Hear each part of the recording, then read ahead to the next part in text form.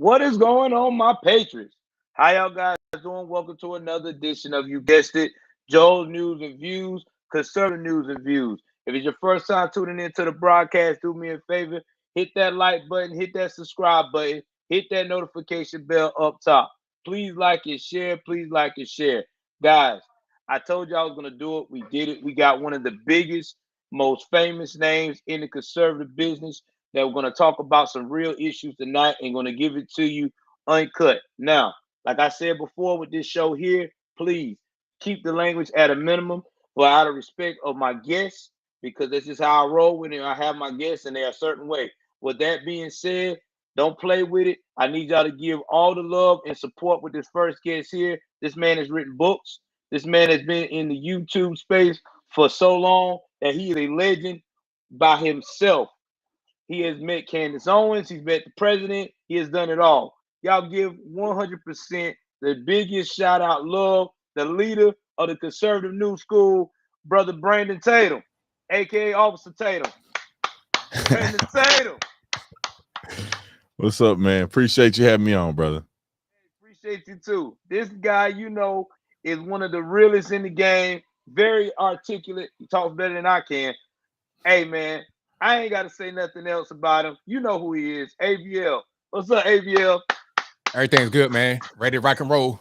All right, man. This guy here. Ready to rock and roll like Shaquille O'Neal and the Lakers. God, you sound like Shaquille for real. Hey, man, the next man, they're also good at impressions and also one of my biggest mentors as well. You know who he is. He done been on the show so many times. I will say he's the co-host, Jericho Green, man. What's up, Jericho?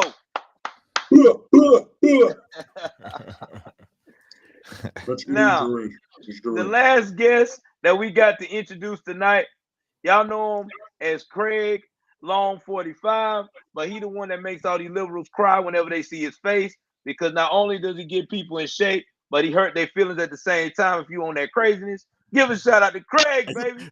This guy's off the chain, man. Oh, man. And now, coming to the stage, Solo Jackson.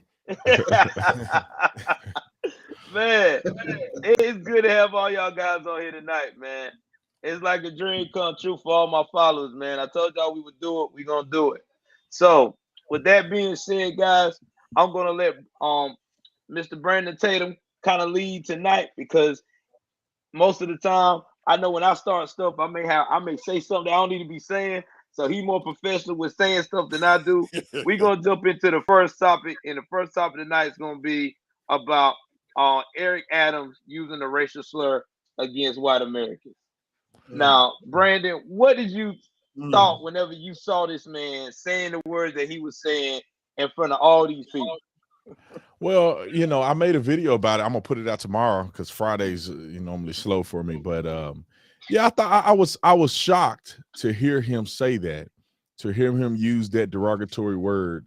And the funny thing is that there's no escaping the fact that he has some animus against white people. There's no mistaking it. How do you know, Mr. Tatum?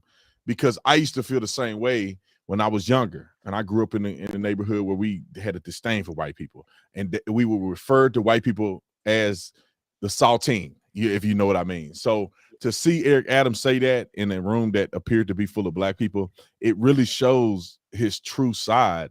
And there's no way that he should keep his job because there's people should, I guess, see it as he cannot act impartially.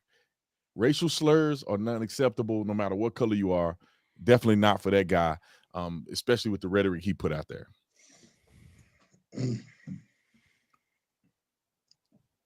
muted. What about you, ABL? What do you think? I mean, when you heard that, were you shocked, or you already had an idea that this was the type of guy we were dealing with? Know what I think? I think he was pretty much pandering to the audience, because a lot of black liberals, they like that. Yeah, call them the S-white. They like when you say stuff like that. That's how you're able to kind of get them.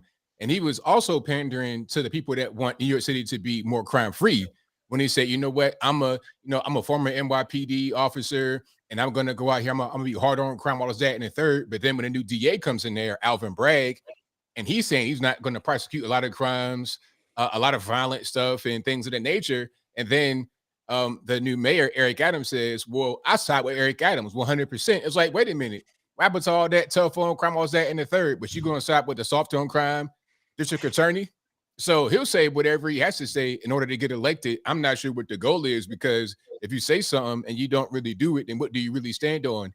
What are you going to do aside from get a paycheck and to be in the big lights as a New York City mayor? So if you live in New York City, man, and you don't have any weapons, I would suggest you get something to protect yourself, because it's going to get real crazy coming out here real soon.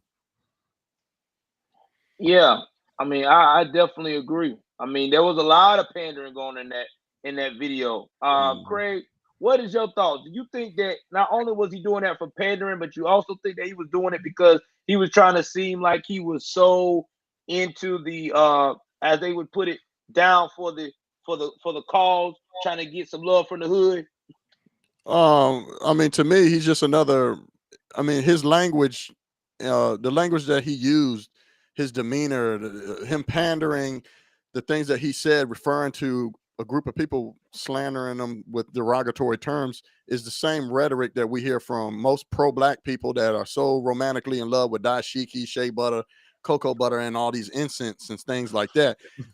And that's me just taking a shot at them. But for me, it's such it's a double standard and hypocrisy when these groups of people always are calling for to stop racism and they want equity and equality and all these things, but yet they perpetuate it the most. They project it off onto other people, and then they somehow think that they get a pass for the bias, prejudice, racist things that come out of their mouth. So to me, he's just another guy that is a talking head for the Democratic cabal. He's another tyrant. He ain't no different than the last one that was in there. And he's pro-black, and he's pushing the same woke message rhetoric. And it just got exposed. Someone recorded him for who he is. And to me, it doesn't come to a surprise. What I would like to know from those that say that they want racism to end is, with your selective outrage, when you get mad when someone white uses the word, whether in a derogatory way or non-derogatory way, like Joe Rogan has, and I'm sure we'll probably touch up on that.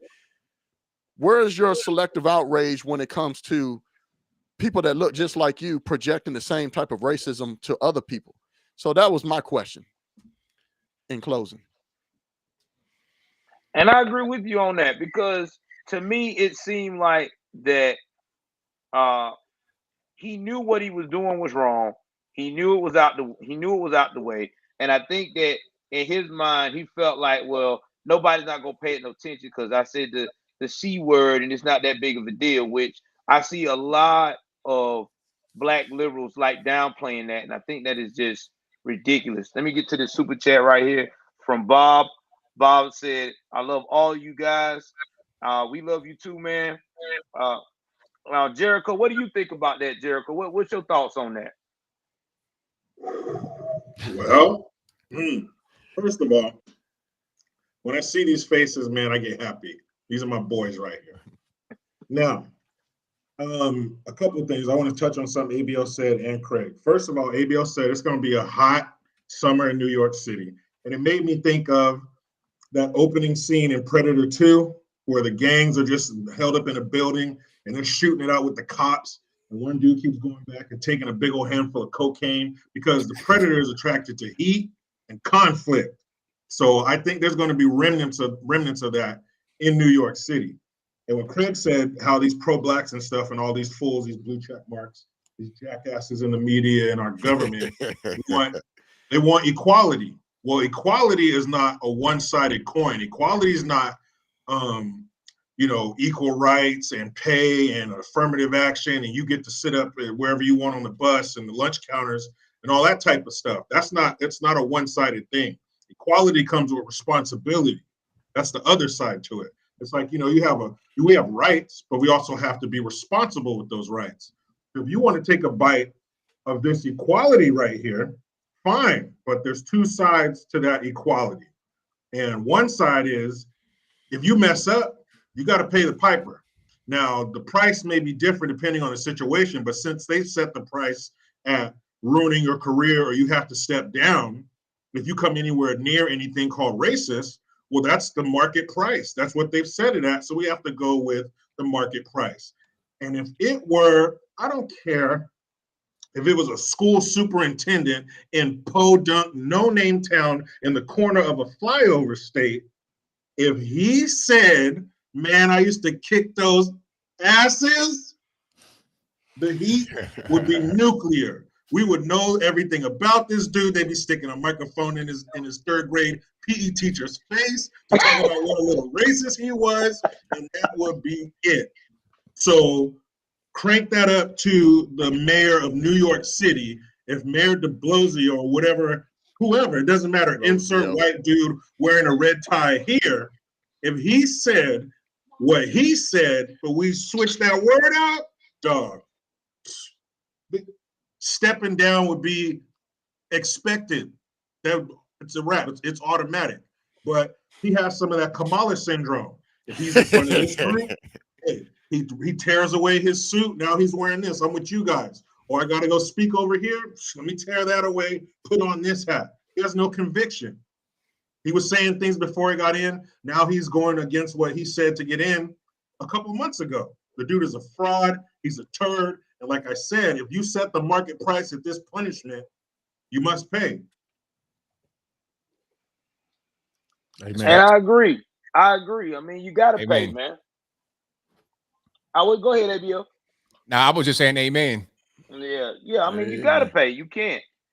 Now, the next topic I want to jump into is the Whoopi Goldberg suspension with her anti-Semitic criticism from the left. And not to mention, too, she is also saying, guys, she want to quit the show. She may quit after the 2 weeks. Quit then. Go ahead. I mean, ain't nobody. Don't threaten me with a good time. Go ahead and get it done. Quit. Tell Joy Reid quit too. Yeah. She wasn't supposed to be here because she said if Trump gets elected in 2016, she's moving to Canada. So I'm still waiting for that. Yeah, follow through on your promise. Go ahead. You can go to Canada. You know, be with the truckers. Be out there with blackface. You can live in the truck. Be out there with blackface. Yeah. Go even deeper. Go from the pot into the fire. You think it's racist here? You about to go up there with a dude who's go with blackface twice. Can't make it up, man. Yeah, she went woke, man. That's the biggest problem I see with her is that when you so woke, you distort your ideas and you distort what truth and fiction is. And she has to live in this scenario where only black people have been done wrong in the world. Only black people. So when it comes to something like the Holocaust, is horrible as that was, she can't equate that to anything that black people have gone through, or she's going to have to pass around the victim pie and say, you know what, black people aren't the only people that have been enslaved or been done wrong. She would have to pass it to the Jews and to pass it to Asian people, and she don't want to do that. That unravels everything that she's made of, everything that she believes in, and she want to keep playing that black victim card. So I think it didn't have much to do with her misspeaking. It had everything to do with her being ignorant to the fact that Hitler viewed the Jews as a particular race that they wanted to exterminate. She was ignorant, and the reason she's ignorant because she's woke. It gets so crazy, man. It gets so convoluted and so complicated and so bloated and overgrown that even the people who are at the head of all this crap, they can't even keep up with it. She shouldn't be fired for what she said. If anything, I know Joy Behar, isn't she married to a Jewish dude? She should have shed a little light on it. She should have gave her a little education and maybe saved her from all this. But that's what happens. 2 weeks, what is that? What's a 2-week suspension? Man, you guys should have handled that right there on the spot, and it wouldn't have been that big of a deal. But should she be fired or suspended? I don't think so. But if she wants to quit and leave the television game and stay off of television screens across America, leave. But the thing about it is they got to do something, because if it was anybody else, let's say it was a conservative person, and they went on there and said something like that. Like, imagine this. Imagine if Tucker Carlson goes on The View and says Hitler wasn't racist. Oh my God. Can you imagine? Boy. Can you imagine what would happen? Man, they were trying to get him. They be trying to get him in the penitentiary, go up under the jail, don't come back, hate crime, all of that. They be trying to draft up legislation to fight against what he said. So the Tucker Act. The Tucker Act. There you go. You'd be in jail talking about something like that if you Tucker Carlson, you conservative person. So for her, it was kind of slap on the wrist. So they wouldn't just do nothing because it'd be obvious. It's like, okay, she could say whatever she wants, but if you're on the right, you can't say whatever you want. So they can't be so obvious. But even that, she's so entitled and so just up in herself, she can't even accept that. She can't even understand why they did that. You know what? Y'all suspended for 2 weeks, slap on the wrist. I'm gonna quit. I'm out. It's like, all right, now my question is, where are you gonna go from The View? I mean, have you seen Whoopi Goldberg lately? That's not really somebody that's very marketable. I mean, what movie is she going to be in? what is she going to be in? You know what I mean? Like if I go see a movie, I want to see a nice young lady. I want to see a Zendaya or somebody like that. Nice, pretty young lady. I'm not trying to see Whoopi Goldberg. I'm sorry. It's ain't the 80s no more. Nope. This ain't Danny Glover, Color Purple. Bill Cosby is gone. I'm not trying to see her in any movies. So what is really going to do? Nothing. Nobody's going to care. It's just kind of like, you know, being a little boy or a girl taking your ball and going home. That's pretty much what it is. So yeah, if she wanted to quit, go ahead. It won't be no big loss. It'd be a big gain actually for television. You know what, guys? You think she got triggered because the fact of the matter that she was having flashbacks of Ted Danson being in blackface and might have made her do some Color Purple lines, you know what I'm saying, in the privacy of their relationship. I mean, I'm just saying. She could do that. She could do a Color Purple part 2. That movie had plenty of racism in it. That'd be they'll eat that up. That'll get a big mama in that. She's gonna be Daddy B's big mama. She would play Danny Glover's part. She'd be Mr. in the part 2. Not Danny Glover. For sure. Joe, my take on it is I think she should get fired. And I know most people like, man, and let me clarify it, because I'm all for freedom of speech. I don't want people to get it distorted. Like, wait a minute, Craig, you're American. You're advocating against freedom of speech. No, not at all. Generally, I am all about freedom of speech. I can care less what come out of anybody's mouth. I'm the same guy that was advocating. I ain't care about the Louisiana judge that was using the N-word in the convenience of her home that was secretly recorded when they caught a guy trying to break into their car and house. I can care less what somebody say. The reason why I advocate for her to get fired, which she already conceded that she was wrong, whether people believe it or not, it was about race or not, she conceded, and that's a problem when you concede, right? If you truly felt what you said, you should have stood your ground on that, but you conceded. So you're pandering to somebody. But I'll digress on that.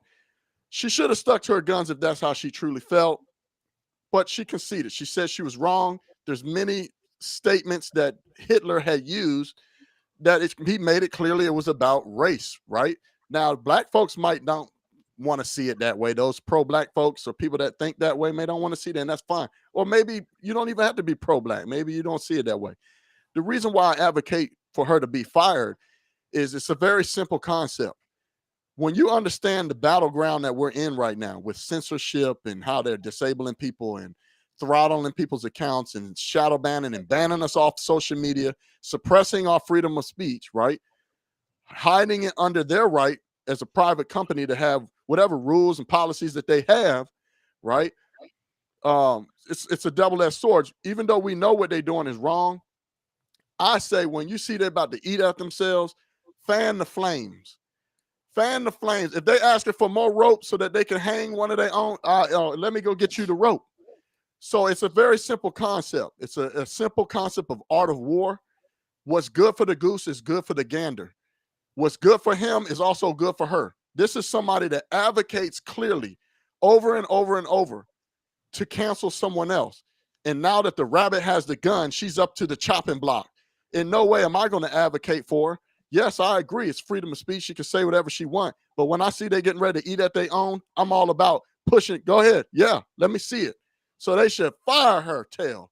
Get her off that daggone show. Fire the whole View show. Fire all of them. Get Joy Reid off there. Get them all off there. I'm sick of these race baiters. Yeah, no, I agree. I agree with you, bro. I mean, I see where you're coming from too, because like generally speaking, I'm not for people to the council culture stuff. I hate it, but it's she got to live by what she preach. You know what I'm saying? Right. You live by the gun, you die by the gun, man. When I made this video about Whoopi the other day and Roseanne Barr, when they fired her, and I saw Whoopi Goldberg pretty much advocating that she get fired, claiming that she's racist and all this other stuff. And so she was excited and thought it was appropriate that Roseanne Barr got fired. And Roseanne Barr all she did was did a tweet that was actually pretty funny. That was true. They got Sharon Osbourne too. And if you were to see what the young lady looked like, I forget her name. What is her name? Valerie Jarrett. Valerie Jarrett. If you see what Valerie Jarrett looked like a white lady. Nobody would have thought anything about that being racist. Only because Valerie Jarrett and the left identify her as black. That lady looked like a white lady, just like Roseanne. And so Roseanne got completely fired. Her whole show canceled over that thing. And Whoopi ain't getting it. You know, obviously it's a double standard, but I'm with Craig on this one, man. I love to see them just eat each other alive. Brandon, I'm gonna give you another look at this, because I think I got to go on and they want to discuss this. It's going to be interesting because I don't care what she said. Clearly, I'm gonna tell you why at this point where we are. While I'm okay with it, again, I'll give you another look at this, y'all. The reason why we need to see their major talking heads, which Whoopi Goldberg is one of their major talking heads that advocates for people to get canceled. The reason why we need to see it, we need to fan the flames to see it happen, is we need them to start suffering and not suffering, but feeling the same thing that they advocate, and that will actually help bring about change. At least in my mind, it does. I think after a while, them getting canceled themselves from doing it to other people, they will start realizing that cancel culture that they are pushing is actually not a good thing, and it could help bring about change. It's just another way of going about doing it. So that's just another way of looking at it. We need more of their major talking heads. Chris Cuomo, now Whoopi Goldberg, any of them. We need them to start feeling the same thing that they advocate for other people. What's good for the goose is good for the gander. And that could be another way of bringing about change to this whole cancel culture, because when it starts happening to them, they don't like it. Look at what happened to Bootsy, these hip hop suicidal poetry with good rap, good music, rappers. It started happening to them. They starting to get banned. The baby, and you can't say nothing about certain people. So we need them to start feeling the same thing that they advocate, and maybe then they will get to see that what they're pushing is wrong. So yeah, I say fill the social Burning Man with them. And it was the Burning Man was a medieval form of killing non-believers. They would build these 3-4 story men made out of straw and wood, and then they would fill them with the non-believers and set it on fire, and they would all burn to death. And you hear them screaming and crying as they choke on smoke and flames. So I'm all for it, man. Look, especially these fools. Anything somebody says, even if it's true, what Roseanne Barr said was true. If you split screen Valerie Jarrett and one of the people from the original Planet of the Apes, she looks just like him. If somebody told you that's Valerie Jarrett in the movie, you would believe it. So, Jesus. What she said was true. Okay, the cameo role. We gotta have a baseline. No matter what you're talking to somebody about or who they are, you gotta have a baseline. Up is up, down is down, flames are hot, ice is cold. There's got to be some undeniables here. And what she said was true. So why should she have her life torn apart in a successful TV show at that? She wasn't barely getting by. That was a good show. She apologized. That's where this is where they all mess up at. They apologize. Every she time. said she was sorry. That lady didn't do nothing wrong. Valerie Jarrett looked like Louis Farrakhan and a monkey put together. I saw a picture on Juke. Not Farrakhan. I saw a picture because that's what she tweeted. She said if Nation of Islam or something like that had a baby with Planet of the Apes or something like that. Okay. And I'm telling you, dude, there's a picture. I saw it the other day. She had them glasses on looking like Louis Farrakhan and a little monkey. And I said, that was the most brilliant joke I've seen. But they claim racism when I don't think it was about race. And she apologized. That's where she messed up at. That's where they all mess up. Even the young lady the other day, the little Asian lady that was telling the truth about the 2020 riots and George Floyd, and she came out and apologized. Oh, I'm sorry. I had to learn that what I said was offensive, when they stop apologizing is when we start getting behind them. You know, I just had a thought. Like I get these meals sent to my house from this company. I ain't gonna say until they start paying me to market them, but it's a company. and I said, Oh man. I said, you know what? I want to start getting meals and start doing rev share with them or something. You know what I'm saying? Or be like a representative, because it's great meals, it tastes good, everything. And then I thought for a minute, if as bold as I am and I say the things that I say, if somehow somebody was go call him and say, you can't work with Brandon Tatum, I was thinking that I'll call them on the phone and say, listen, if you stand by me, you're gonna get more support than you will if you try to get rid of me, because the conservatives, because I ain't apologizing, and the conservatives will see that you're willing to stand by your people, and they will flood your business. You will have a record quarter, and it's like, hypothetically, I haven't even talked to them, but it made me think that if people start standing up, people will rally those individuals. They don't think so right away, but as soon as you stand up and say, you know what, fire me, then I meant what I said, then everybody that have common sense, the silent majority, will rally that person and say, you know what, we'll support your GoFundMe or whatever the case may be. But as soon as you say, I'm sorry, I shouldn't have did that, you didn't lost both sides. Yep. It's like Goya. It's never ending. It's never ending. It's just like the baby, like or anybody else. Once you try to like give the LGBT a little bit of an olive branch and say, "Oh, I know, I didn't really know. I'm sorry." Once you do that, or try to like reach out to them to apologize, they never let you stop. It's always going to be the next thing. It's like, okay, go out there and talk to this LGBT group. All right, talk to them and talk to them, talk to them. Matter of fact, here's the dress. Put that on. Go on SNL and do a little skit. It's always going to be the next thing. It's never ending. Like you can't just. It's never going to be enough to say I'm sorry. That's the beginning of the end. Yep. You can't give at all. Look at what happened with Goya. They blew up because they stood for something. No apologies. What Roseanne Barr did, it would have been a good time to see that same Roseanne Barr who was grabbing her crotch and singing the national anthem off key in front of the world in the 90s. It would have been a great time for that Roseanne to show up. But what ABO was saying, you cannot give at all. It's like, fellas, when you got a beard or a goatee, what happens when you try to chase that line? What happens when you try to get it even? No, you can't. You be looking like me. He'd be totally soon. You got to scrap the whole operation and start all over again. Because I've done it. They don't see that olive branch as an olive branch. They see that as submission and capitulation. They see it as a victory. It's like when we fight in whatever terrorist group is over in the Middle East. They don't speak reason. They don't speak understanding. They don't speak negotiation. They speak violence. Mm-hmm. And if you apologize, I'm sorry, I shouldn't have drew this picture, I shouldn't have done that, to them, you might as well say, I'm castrating myself in front of you. I am weak. You are dominant. You're the lead dog. I will not look in your eyes. That's basically what you're saying.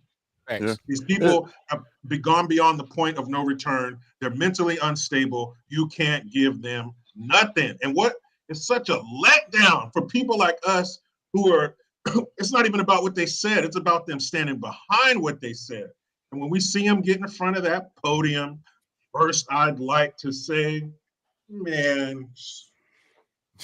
Well, I mean, it's just like with the Project Veritas, when those people come out, the whistleblowers, the amount of support and money that was raised for them is more than they probably would even make at that job itself. It would take them a long time to make that type of money anyway. I think they raised, one lady I seen, a nurse, they raised like over $250,000 for the woman for blowing the whistle and coming out and just telling the truth, right? What she experienced wherever she was working. So, but the reason why they don't, and they pander and they concede and cave, is because they not only buy into the narrative of like, oh, Jericho, if I'm speaking over you and I'm showing too much masculinity, I apologize. You know, they live in this whole weird.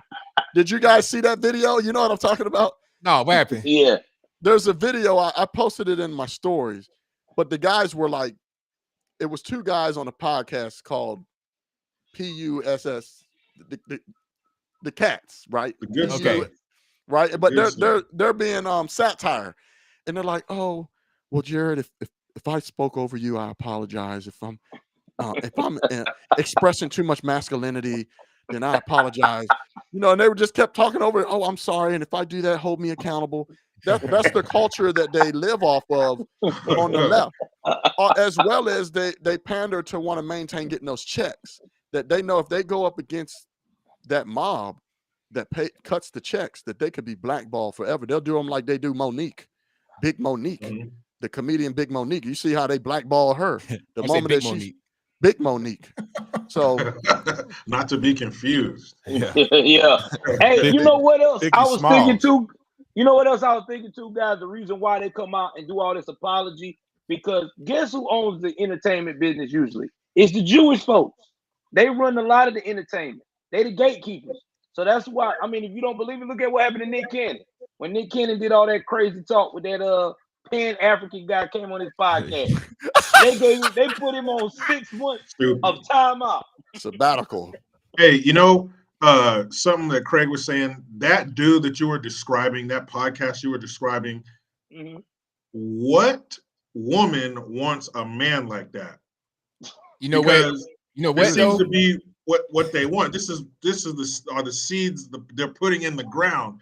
So eventually these things are going to grow and be adults. What woman wants a man like that? You know what? I saw this. I saw 2 pictures online, and it was like, which way, Western man? One of them was a picture of Alex Jones with Blair White, the transformer. Oh my goodness! And it was I think Michael Malice was there and somebody else. Now the other picture, now check it out. Hold on, we're not even done. The other picture was a woman who was pregnant with, I think, 5 guys surrounding her. So all of these guys were like her Lord. man. And she was not looking like, you know, I could understand maybe if it was like Rihanna or something like that. I was like, okay, maybe. But you're talking about like a regular Piggly Wiggly cashier. You understand what I'm saying? where you going, Joe? You talking about like a regular Food Lion employee. Man. So all these men, see, and the point I'm making is the real kind of soft and effeminate guy is attractive to some women because he'll just do whatever she say. He's like a little puppy. Women that I don't need no man type women that go like their whole life fighting against men because they can't get a strong man because they bump heads. So they'll get a man that's gonna say, yes, baby, what do you need me to do? These same women want to be the breadwinners. They out working, they want their man to sit at the house all day. And these women that are I wouldn't say strong-willed, because you can be strong-willed but understand the position in marriage, but it's women that don't know how to treat a man, that have a hard time with a strong-willed man. So they get the little weak betas.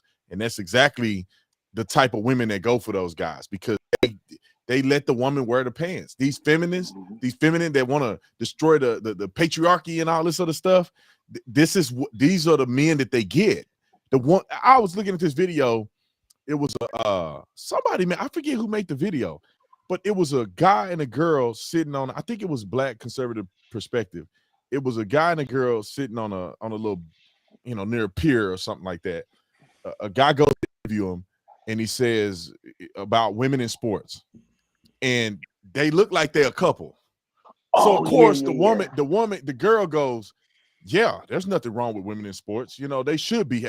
Guy next to her go, yeah, you're right. You can't tell people what to think and how to feel. And I'm like, there you go. See, that's the guy. That's it right there. That's the guy right there. You got no spine. spine. Man, that's the same guy when you say when Jesse Lee Peterson be asking him, do you run the household? Do you run your household? Or him in the hawing. I don't know. We do it together. I don't know. No. He said, are you the head of the household? We do things mutually, and we look at things mutually. Can't do that. It's a team effort. It's a team effort, man. I respect what she has to say. It doesn't. It's like, man, it doesn't mean just because you're the head of your household don't mean you don't respect your wife's input. Not at all. Yeah. I mean, I don't understand why they think that, but because you want a partner. You don't want you don't want a servant. You want a partner. You need a partner in life. But there are roles that everybody plays, and one is not more important than the other, but they are roles, and we must play them. But yeah, you need an equal. You need your wife's input. Sometimes she needs to check you. You know, that's why it takes a man and a man and a woman, you know, in a relationship raising a child. You know, dad is one way. Too much of dad, you know, sometimes you need that softer edge with mom. Sometimes you need that harder edge with dad because mom's being too soft. But well, the problem is the problem is that it's too much of the softness coming from the male and too much of strength coming from the woman. So then it just gets really twisted. Things get weird. She's soft on she's hard on the soft issues. She's hard on trying to tell this boy that he's a transformer at the age of 5. And the dad, yes, dear, yes, he's transformed. See, things get crazy then. What's your boy name? What's your boy name? Dwayne Wade, prime example. Oh, hell no. Man, Dwayne Wade, he's soft. He's soft, man. Dwayne Wade's soft, man. That dude's a buster, man. He hasn't seen his scrotum since he got married to Gabrielle Union. She soft him out, man. She got him up under her arm. He laying up under her arm all day. Yeah, he's a little spoon. He's a little spoon. Oh no! I can't believe he let his boy do that. I can't believe he let his boy do that. 12 years old. If my son came to me and was like, "Oh, Dad, I feel this way," okay, we'll talk about it. You know what I'm saying? But I don't care how you feel.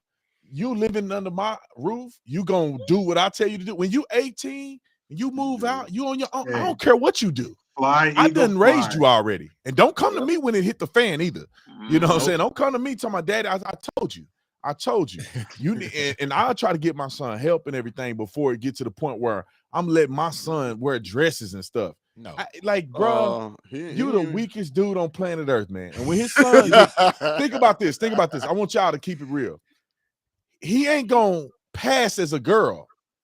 You gotta understand, Gabrielle Union big, and D Wade is an NBA basketball player. His son gonna be like 6'5".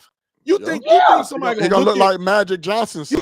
Somebody gonna look at them big old hands. Oh man, he took a picture with big that old 20 size 18 shoe, and they gonna think you're really a girl. You know, he ain't gonna never fit in like a girl, and they messing him up because he little now, so he can still be feminized. When he hit puberty, when he's 6'5", voice change. Boy, his voice changed. Listen, man. Especially before these boys hit puberty, there's no way you think that the boy can understand what's going on. When they hit puberty is when they start really figuring out they're a boy. There's stuff drop now. They want all the girls. You should never do that to your kids, but at least let the boy hit puberty and see where you stand. Yeah, and you know. And when your son comes to you with something like that, and that's just assuming that that's what happened. This could have been their idea because that's not even her real son. That's her stepson. So this could be some spiteful stuff to get back at his mama or something. Yes. But when your son comes to you with something like that, you deal with it. You get him help. You talk to him. You don't strap a rocket to his back down that path. And put him in front of the world and bring him because she was Gabrielle Union was working on some transgender show with a bunch of transgender people in the cast. So you don't bring him to work and showcase him and have him doing a photo shoot with People magazine with his nails done and his stomach showing, and you damn sure, man, let me come home. Son, what did you and your mom do? We went to the Miami Pride Parade. Son, stop playing with me. No, you didn't. Your mom, she did not take you to a live action gay porno, did she? She did. No, we got a problem. You 18 and over? You 18 and over, you go to Miami Pride Parade, do whatever the hell you want to. But when you're 11, that's not the place for you. See, that's when I bust out the Bible. I bust out that Bible. Your mom took you. You about to have an early bedtime, and me and your mom are going to go in the room and work this out. Because this is a problem. That's a problem. That's a big problem. Yeah, it is a problem. This is where I would have to take on the same disciplines my parents did with me. When they about to give me a whooping and they gave me tore my tail up with the belt, pulled my drawers down, tore my tail up with that whooping, then bust out the Bible on you. They bust the Bible out on you. Say, we love you, son, and spare the child a rod, spoils the child.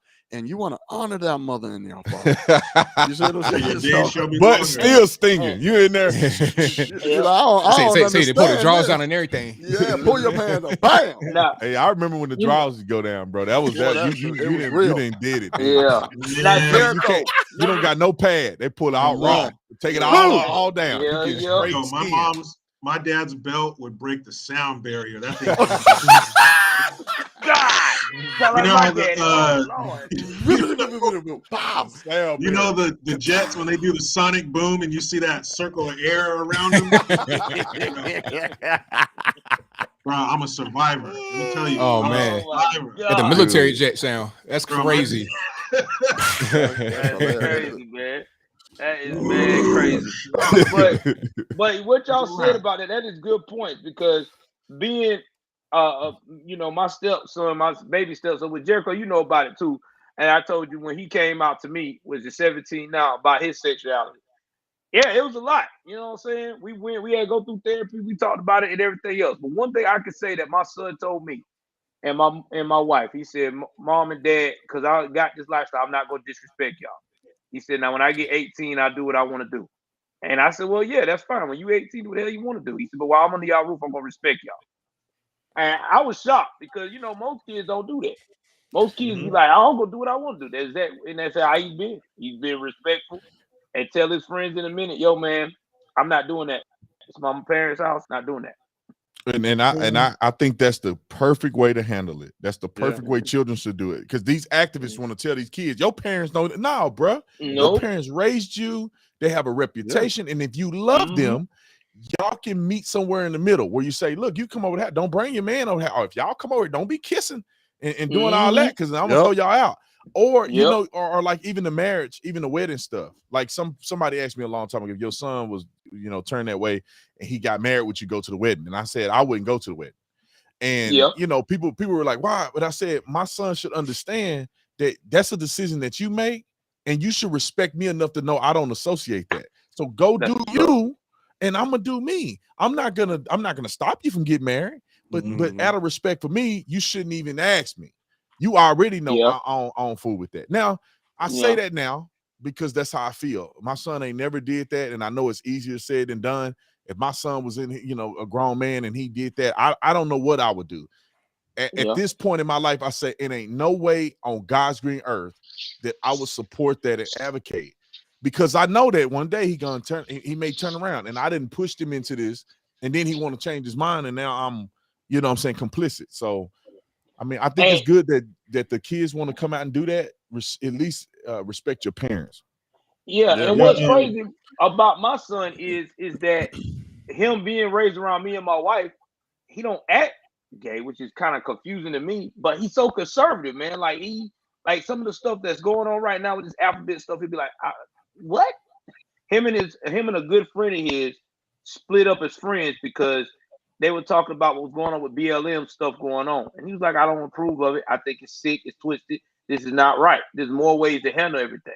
They were friends for years. You know, they quit being friends because of this mess, all because he didn't agree with him. He told my son that my son was picking sides, my son was a traitor. And it's sad. It really is.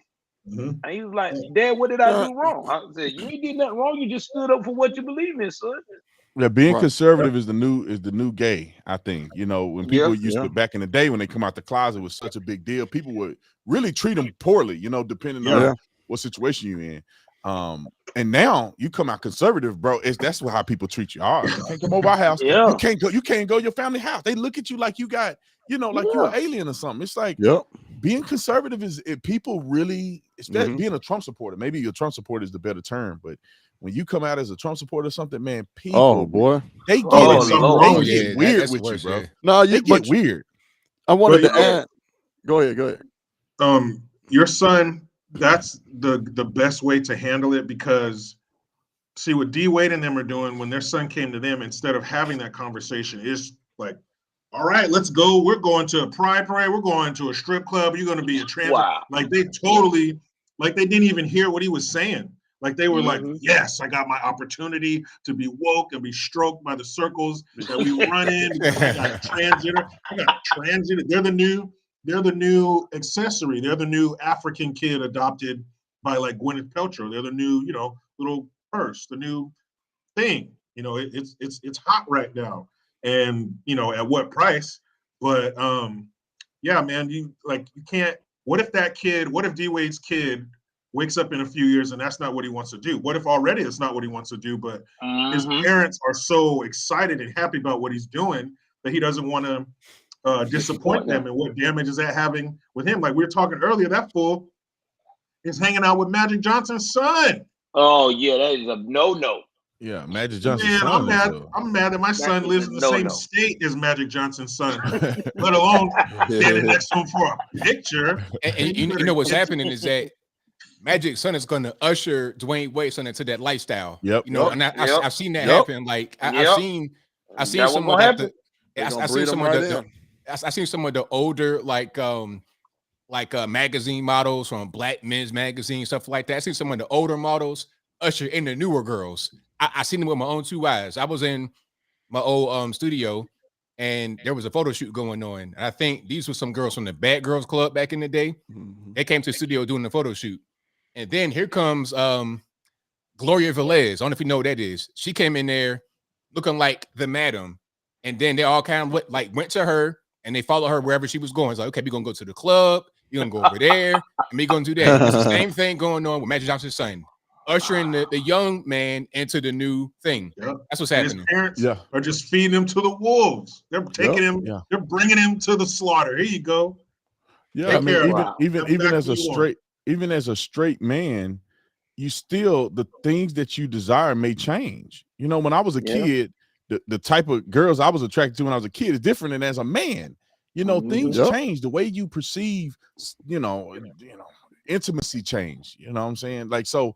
You being a little kid and there's no way you should even be thinking about stuff like this. Kids, when I was a kid, I never thought about, I wasn't even thinking about sex, to be honest. I got exposed to stuff at a young age. You know, I was looking at little Playboys and little late night on the HBO. Nothing. Daddy go to sleep, flipping through the channels.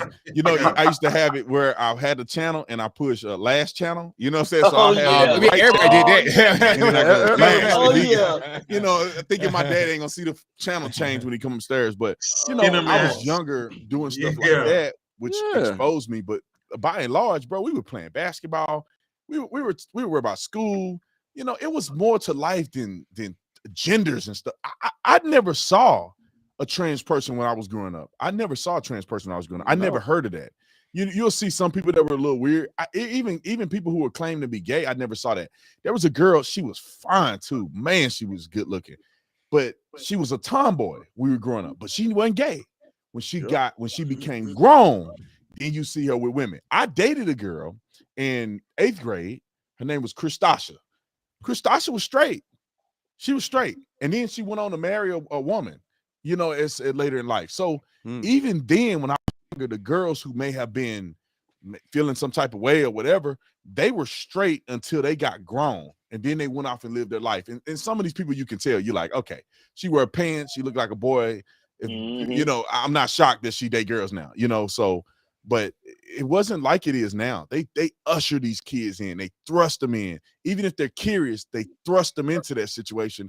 And once you get exposed on a spiritual level, you may not come out of it. Just like they do young women in the basketball team. And I know anybody, all y'all know that.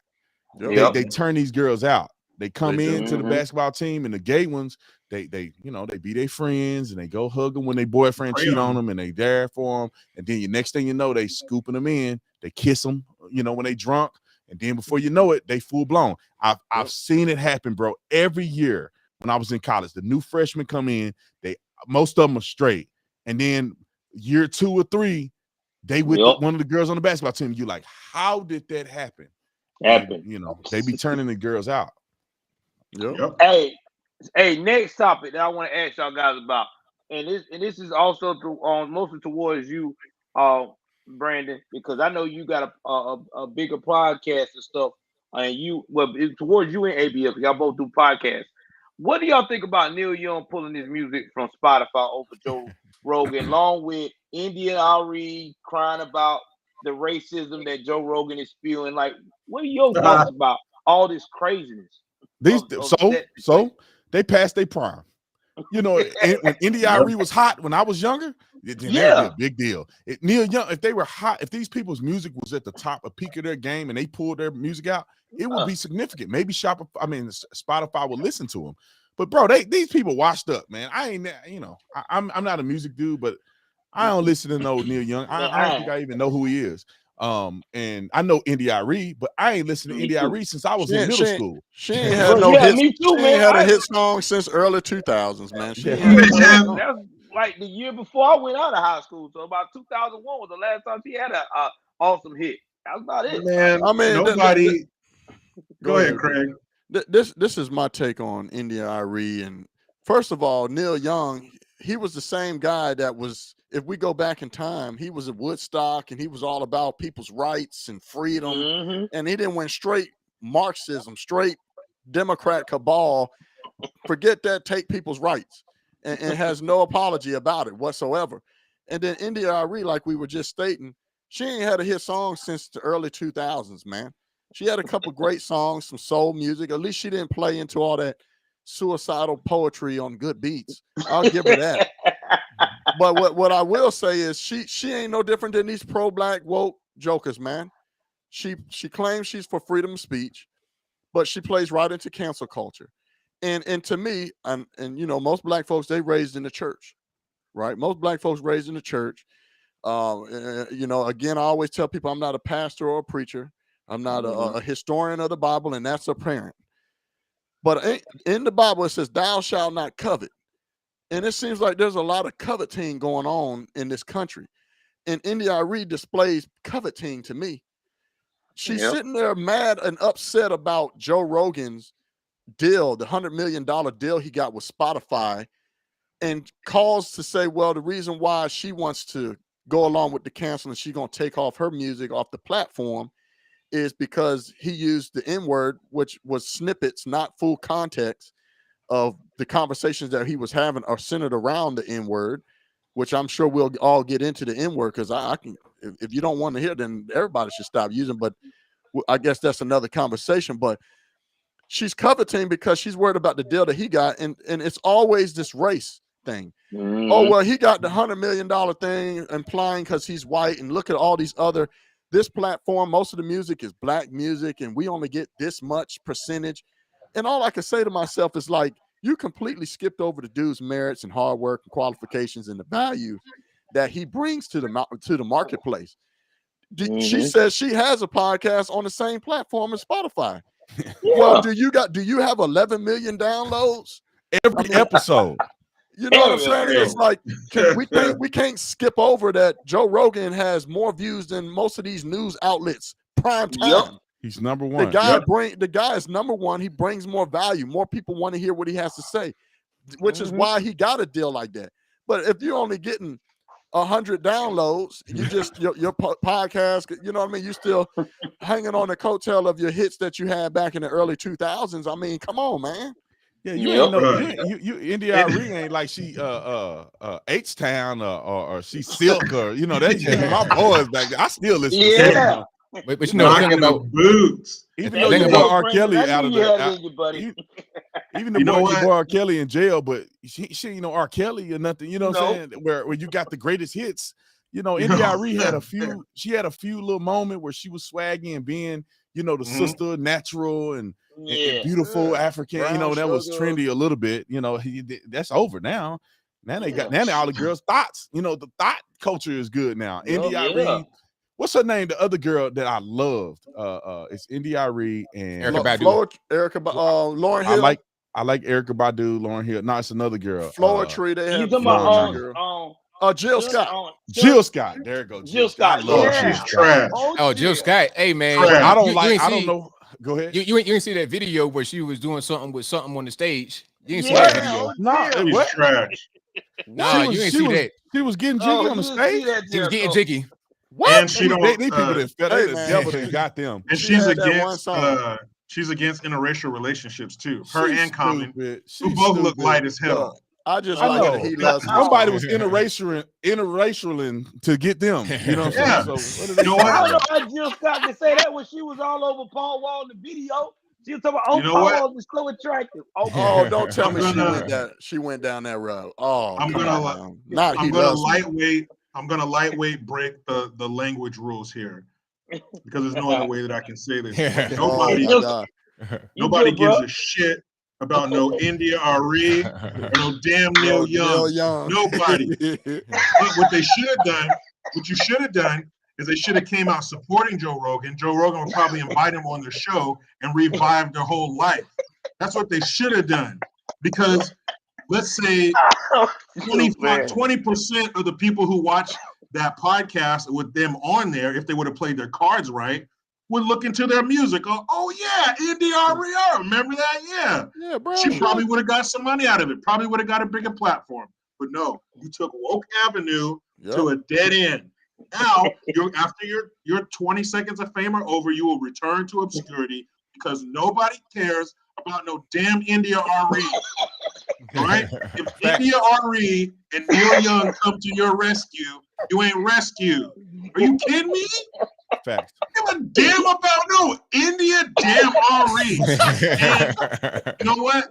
I will give her respect though because I did like her message, the all natural look. I'm not going to play into the, to the hype and the stereotypes. This is my hair, this is me. I would love for my daughter to get to know that song.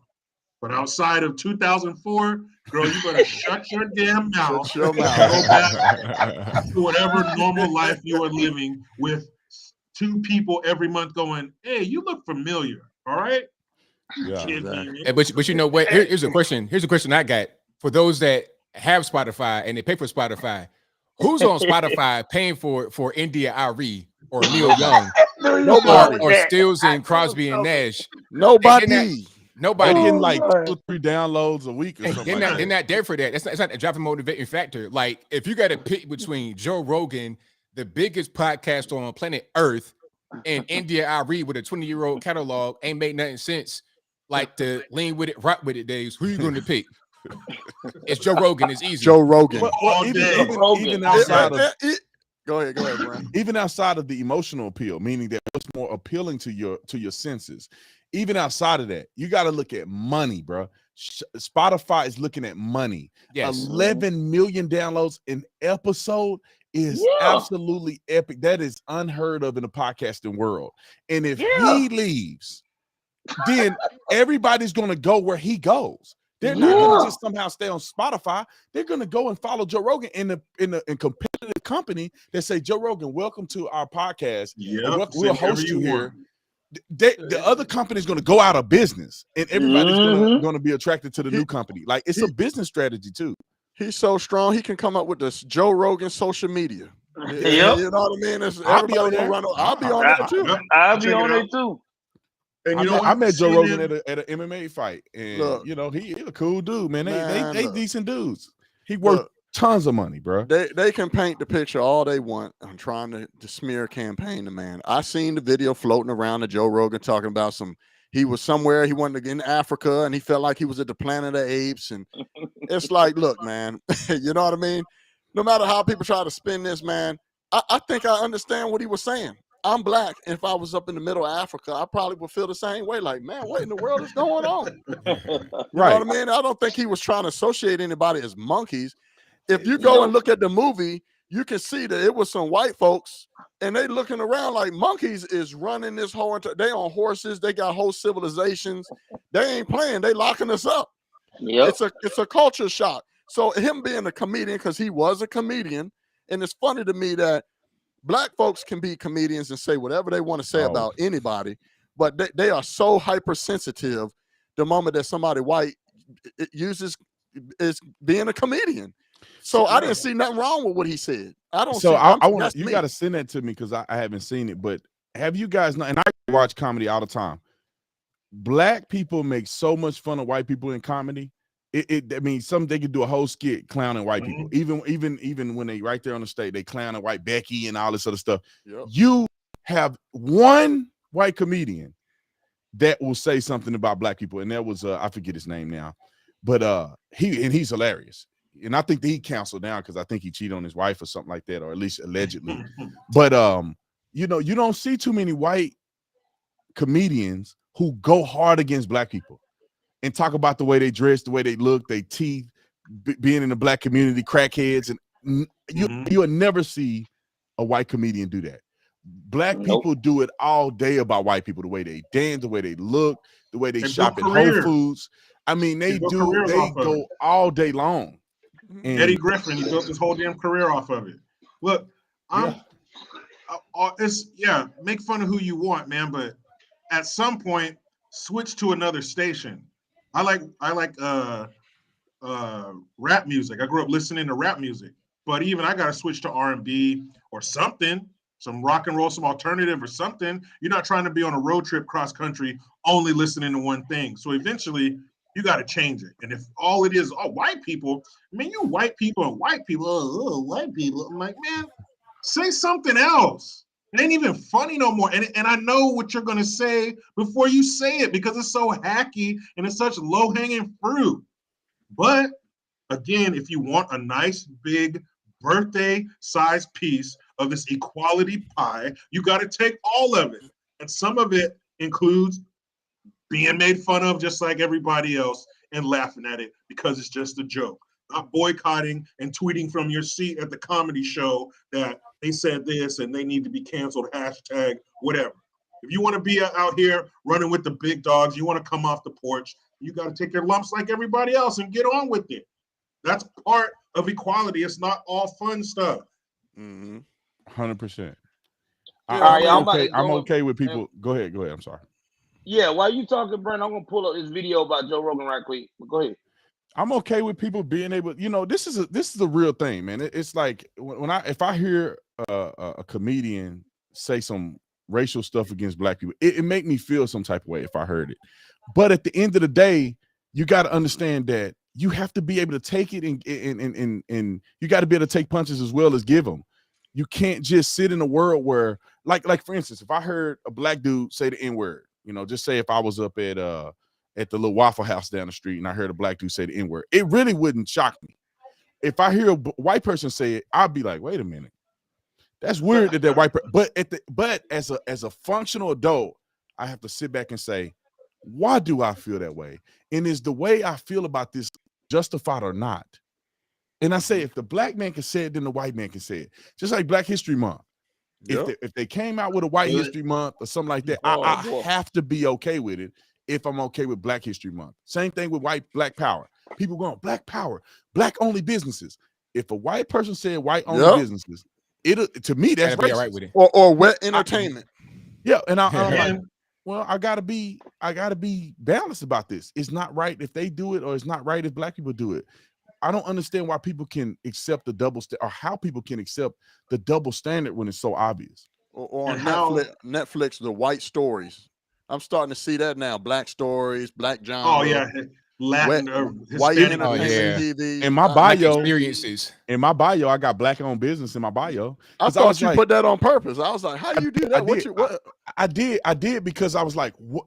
I want to see, were they going to promote my business if I say it's black owned or what? Was Instagram going to do something about it? Right. Are they going to get beyond the conservative advice? How do you say?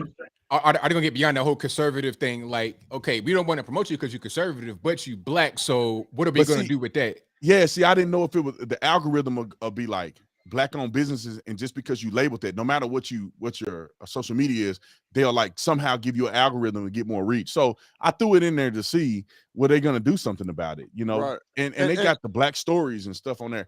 When I was on YouTube, they had me do a survey about what color I am and what sexual identity, and I'm like, are they going to give you a benefit if you're black? And that's my issue with the black liberals that advocate that we got to uplift and support black voices, and how they're all up in arms and praising Joe Biden for pandering and professing that he's going to bring a black woman justice just because she's just going to put somebody based off the color of their skin, right? Yeah. Maybe that's the fact he said it out loud, but that's my problem. The same thing with these companies that claim that they're going to support black voices because they're pandering to the woke. It's a selective. It's again selective energy. They are happy about Joe Biden professing he's going to put a black woman in the position, but I always ask them when I go on TikTok, I argue with these people. I ask them, well, why don't you uphold, support, and acknowledge the already black representation that you have sitting in the justice seat already in the Supreme Court, Clarence Thomas. And they always say, oh, well, we can't support all black voices, and look at what R. Kelly did. I mean, extreme examples that make no sense. They have to be extreme. They have to be. Yeah. That's all one they guy have is in emotion. there. All they have is emotion. So their examples, their counters to the facts have to be crazy and over the top, because that's all they have. And since they love black businesses so much, okay, let's see how your business will do with only black support. Go ahead and hold on to that. Don't finalize nothing. Don't put nothing away, because that business is about to be closed in 20 minutes. Because even rap music is 70% bought by white folks. So I don't want to hear this uplift and we got to come together. We ain't coming together. And who the hell else needs to be uplifted and empowered and given a voice? Stop all that nonsense. Get your hands off of me. Don't touch me. I don't need nothing from you. But you know what? I'm on the same path as everybody else. But you know what? A lot of that stuff, a lot of that uplift and empowerment is not for us. It's for other races to see that it's being done for us, so they can feel good about supporting that particular company. Mm-hmm. It's like Black Lives Matter. It's the same thing. Good boy. Yeah. American Airlines. Did y'all see the Black History Month American Airlines logo with like the Kente? Oh, that was crazy. I gotta look this up. Hey, have you seen that meme where it says Black History Month and then companies? It's a regular white guy with a dashiki on. Oh boy, I can't wait! I can't wait to see which one of these Democrats is coming out with the dashiki this year. Bruh. Oh yeah. Oh, when they did that for George Floyd, that was crazy. Threw my TV out the window. No, can you imagine people? Can you imagine natives of Africa? I mean, they sitting there like, what in the world is going on? These white folks is on their knees with dashiki on. You know what? I know some Africans, and then they told me, they was like, that ain't really, like, the main thing I got told was that the Kente cloth was come from the Ashantis in Ghana, and they were slave traders. So the irony is crazy. Oh my God. ABL, why did you tell me that? Because now I'm going to have to go look this up, and I'm going to have to start using this. What? You idiots. The Ashanti tribe. Why the Ashanti tribe was tall too? They were tall. Ashanti, yeah, the Ashanti from Ghana. Yeah, you can look it up. Yeah, because you got Amina Castle. They call it Amina Castle in Ghana, which was the doors of no return, is what they called it. Yeah. That was the last time they seen the land. My wife went there and she took pictures of that place. She stood right in the point of no return. You know, where they put them out there, and they never came back once they went through that threshold. Corinne went to the Amina. She more blacker than most of us on this. No, I ain't never been to Africa. I've been to Africa. You know what's the irony behind it, Brandon? Corinne more black than most of these social justice warriors. They ain't never been to Africa. Been to Africa. And your wife did been. I've been to 3 African countries. She didn't been in Amina Castle. Yeah, I've never been to. I've been to Johannesburg. I've been to Morocco, and I've been to Egypt. Now, see, my wife went to Morocco. I heard Morocco's nice. I think my wife went to Morocco. They ride the camels and stuff out in Morocco. I've seen people. They do like these trips where they'll set up these tents in the middle of the desert. Mm-hmm. But I don't even want to get. I'm afraid to fly over the water like that. That's okay. Oh, I took a so ship. You don't go international?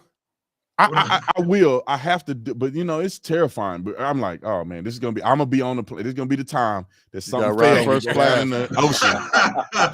Hey man, gotta learn to swim real quick, man. Get the float. I don't care. 3 seconds. I don't do cold. I'll be out there. And the shark meat ain't got me. But I went when I was in the Navy, so it took us 11 days to get there on the ship. And as you notice, I don't live in Africa. It was nice to visit. Man, I ain't going to no damn Africa. Are you kidding me? And none of these fools are. None of these fools talking about pro-black. Even what's his name, Umar Johnson. Yeah, all this Pan-African crap. Hey, you always right here. You don't ever go to Africa. And they act like when you get to Africa, there's going to be this long line of your lineage standing there. Welcome back, my brother, and all that stuff. Man, they probably cut your hand off and take your damn iWatch. You kidding me? That's a true statement. I got family that live in South Africa. They literally. It's a wrap. We walked. It's a wrap. You got we walked. Oh, this is the video. Yeah, I'm about to play it now. Hold on. We walked into Africa, dude. We walked in the door, and there was no white people. Says, okay, take. That's What the happened first to part of it. I'm That's the gonna first. play That's the the second first. part. It's a 2-part video. Dude, I'm I'm gonna just I'm Yeah, gonna brother. look. over this It ain't stuff. like Like, that. And you know, But you how can white hear just people, off that first clip. I get what he's saying. I mean, what's wrong with what he's saying? yeah, and you know, white people, of course, in America, they're the evil slave owners and the masters and the plantation and all that. But everybody wasn't connected by the internet. You couldn't go onto africancoast.com and look at all this footage. So they didn't know people there. They didn't know where to find the slaves. They didn't just show up and there were just slaves running around to be, you know, picked like wild berries or something. There was a place they went and the slaves were already there and they were auctioned off. So how did the slaves get there? They didn't volunteer. It's from the other African tribes who whooped their ass in a war. And what do you take what is it? To the victor go the spoils. So that includes your women, your war-age men, and all your supplies. And they do with them what they will. And they sold them off to, and not just America. America was not this big a hub for slaves. Mm-hmm. South America, the Caribbean, they Everywhere. took the majority Whole of world. it. No, So how do all those No other white people. groups just escape Says, okay, punishment? take me to this one. And the guy goes, okay. I goes, is that in a good neighborhood? Wait a minute, hold on. I'm trying to pause it. No white people. Says, okay, take me to this one. And the guy goes, okay. I goes, is that in a good neighborhood? He's like, oh, yeah. Guy barely speaks English. He takes us there. We get out, and we're giggling. Oh, we're going to see Planet of the Apes. We walk into Planet of the Apes. Oh wow, that's funny. Hey, then Justin Bieber was singing that word. He was singing the N-word, wasn't he? And Eminem said the N-word. And man, who cares? Like, they didn't say it to your face. And you know, you put a hidden microphone on half of these fools out here getting outraged.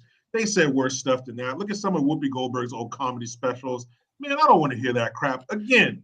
If you want to be out here with all this equality, I want to be like them and I want to own all this, then you got to take all of it. You can't take some jokes.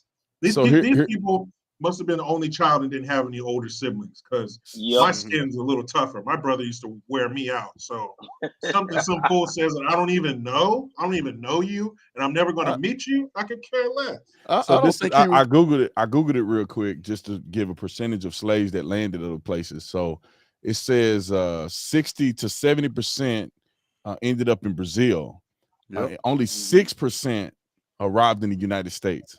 Only 6% of the slaves arrived in the United States. 60 to 70% in Brazil. And there's another stat here. It says in the West Indies, slaves consisted of 80 to 90% of the population. While the South, only about a third of the population was slaves. Like people don't know what they're talking about. Man, I mean, here's another thing that I studied African history when I was in prison. I had my Pan-African moments, right? And it really opened my eyes to, like I always tell people, white folks have been helping people all along. During that whole Atlantic slave trading, the ships going back and forth, there was these things, they were called black pirates. But they didn't become black pirates until white pirates that used to pirate the slave ships and free all the slaves. That's how they became pirate ships. Some of them would take over the slave ships, but there were white pirates that would literally take over the ship and free all the slaves, and then it would create more black pirates. So I mean, if they leave out parts of history that they always talk about CRT, we trying to teach the real history. But they don't be teaching the real history. They don't talk about the African leadership that was selling people into slavery for nonsensical things like mirrors, beads, and alcohol. Just nonsensical stuff, man. Sound like the Indians. Yeah, so it's like, come on, man. You know, either way, no matter how they feel, they got to remember 600-something thousand people died. 620 to abolish it. The only country to abolish it. But it's still going on till this day anyway. So I know they always like to make people think that it started in 1619, but slavery has been going on way before then, man. This has been going on since the beginning of the time, man. Yeah, we're not alone at this slavery table. Moses couldn't even get them to the promised land. Every country in the world has slaves. Moses couldn't even get them to the promised land. They griped the whole time and coveted the whole time. Moses couldn't even get them to the promised land, man. What's his name? Was it Joseph? No, it wasn't Joseph. Who was it? Dang, my mind don't work. He was sold into slavery by his brothers. They put him down in the pit. They tried to kill him or whatever. Yeah, well, they tried to kill him, or they wanted to frame him as being killed, but he ended up going to servitude. His brothers, I think it was Joseph. No, not Joseph.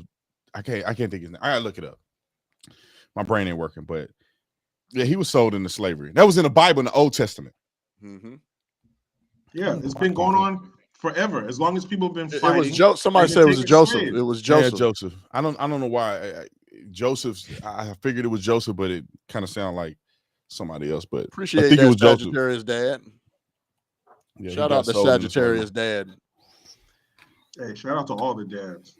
Yeah, all of them for sure. Real life out here, man. Yes, tell me about it. Bro. I got that little thing downstairs. Real life out here. Thank God I got a wife. Boy, it'd be so stressful if I had to do it by myself, man. Oh man, I don't know how single moms do it. I mean, women can do it. Life with me. Women can probably do it better than men because I feel like they have that empathy and they have that softness when they're babies. They got patience for them. Now, when they get to be older, though, that's a whole different story. See, that's why it flip-flop. Like me, I have, like when my son, like he down there crying right now, but when he was screaming at night when he was a baby, I was just want to pull my hair out. Like, what did we do? You know what I'm saying? Why did I do this again? I already went through with the first one. I said, I don't never want no kids. And then when they get older, it's kind of like, no, then you need daddy to be all over. Oh man, they'll act a fool.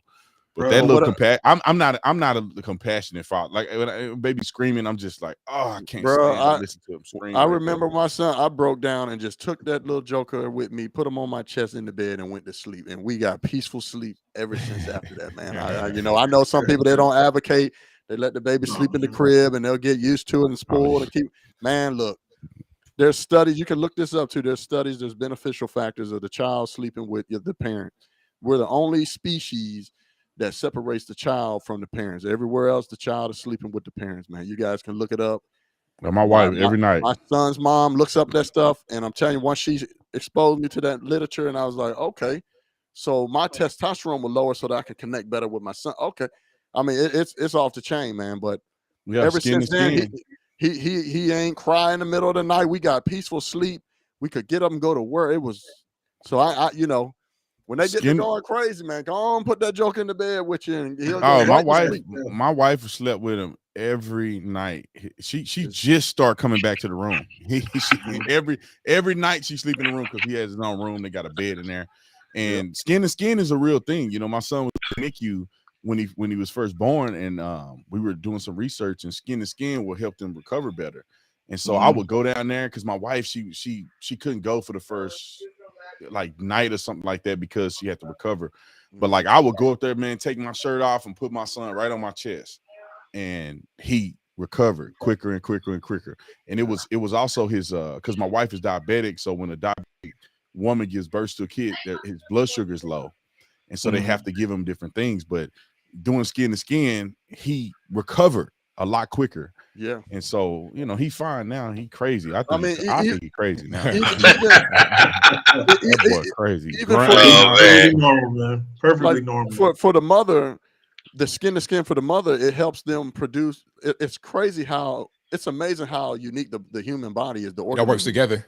It works together. It tells her that the baby needs this, and it creates it so when she's breastfeeding. I don't know if she's still breastfeeding, but it tells the woman to get the nutrient, the things, the vitamin, whatever for the baby. It's wild, man. Just when they cry, dude, the body react to them crying. That's crazy. For women. Like, for me, I get angry. I'm like, oh, get this thing away from me. Put him in the room.